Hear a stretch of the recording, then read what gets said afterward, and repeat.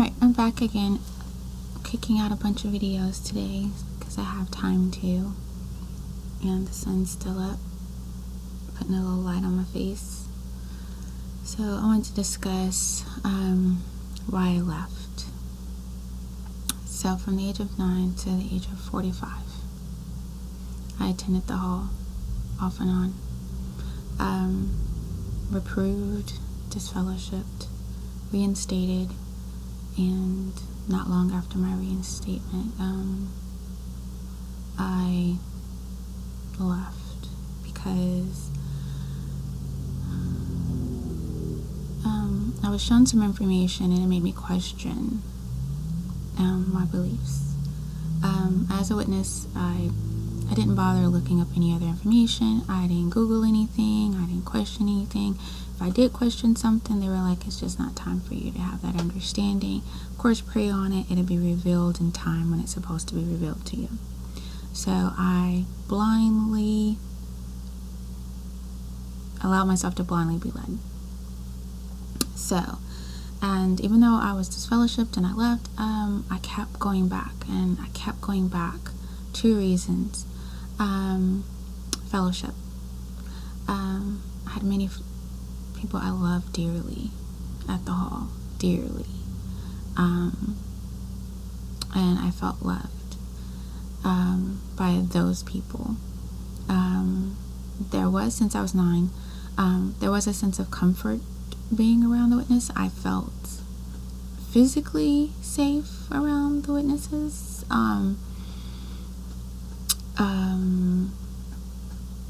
It's just how I felt. And then, of course, the hopes of paradise. Like, who doesn't want to live forever in a perfect world? That actually resonated with me more than heaven, because my grandfather was a minister, his own church, Baptist, and I would attend his church when we would visit family as a young child. And I think I went a couple times as a teenager when I would visit, and just to be with family. And the streets of gold and milk and honey just never appealed to me. I was like, what is it about heaven that's appealing compared to what I was being offered as a witness in paradise? In paradise, I had access to this beautiful earth that the Most High provided for us. And I love the home earth that we have been given, with the idea of it being perfect food, perfect climate, perfect atmosphere, perfect, everyone's loving and kind, there's no more sickness, there's no more death. So definitely as a child that resonated with me. And then, of course, becoming an adult, seeing the way the world is, and the prejudice that's going on in the world, and the sickness that's going on in the world, and the suffering that's going on in the world. So paradise was very appealing to me, for all that to be gone, because witnesses were were teaching when I came into it that everybody, black, white, whatever, was welcome. So that's what had me keep coming back, especially when I had kids, because I wanted them to have access to paradise. I didn't want them to not be able to be in paradise. So I had kids at this point too. And but something was introduced to me that made me question my religion.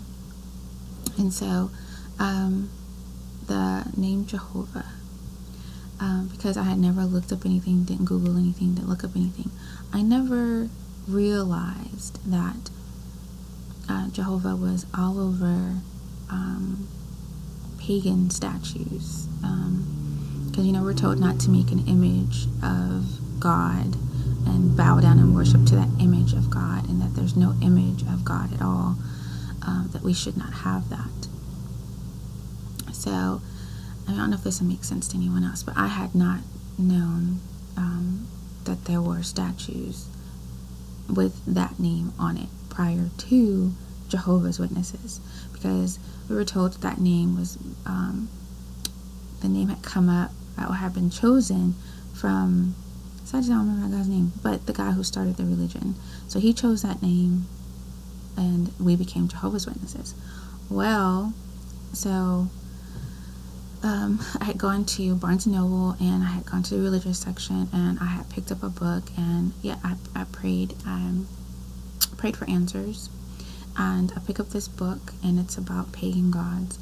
And mind you, Witnesses had a book about pagan gods also, all the different pagan gods of different religions. But they never had a pagan god with the name Jehovah within that book. So I didn't know about that.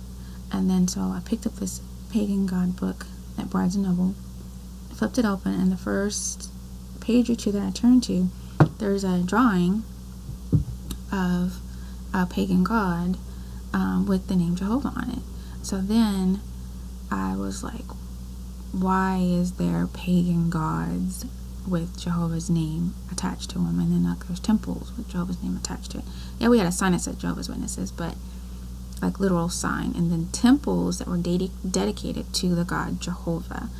And I was taught that that's pagan worship. When you create a statue and then you go to that statue and that you're making offerings and praying, then that's pagan worship, and that's not what we're supposed to do. So that bothered me. The reason it bothered me is because, is this a pagan name that this man came up with? And now here we are as witnesses going door to door and convincing people to use this name that could be a pagan god, and we're praying to a pagan god all this time thinking we're having a relationship with the Most High. So that bothered me, and I didn't want to be a part of converting people to use a name that is associated to a pagan god, a god that's not the Most High God. So I went and told my brother, and he went and talked to the brothers about it also, and the brothers said, yes, there are statues, there are pagan statues that name in history in the past has been used on statues, like legit pagan statues. And I was like, so why weren't we ever told that? And why is it that we're telling people to use a name on a statue? And how are you to know that that is the name that we should be using to represent God's name, when the scripture says we don't know his name, but yet pagan statues, stone statues, have this name on it, and temples have this name on it. So I said, so why aren't we as witnesses taught? But the elders were taught. So I found out the elders know this, but yet we don't know. Because I know from my understanding there's certain things the elders are taught that we aren't taught. So that bothered me to my core. I said, I cannot go door to door teaching people to use this name when I know that it's written on statues and temples that were used what they call in a paganish way to teach people to use that name. I can't call myself a Jehovah's Witness and try to convince people to use the name Jehovah, because we were taught that them using Jesus Christ only, they need to also give homage to Jesus' father, who they're saying his name is Jehovah. So I just wasn't comfortable with that. So I told him I can't go door to door teaching that, not knowing what I know now.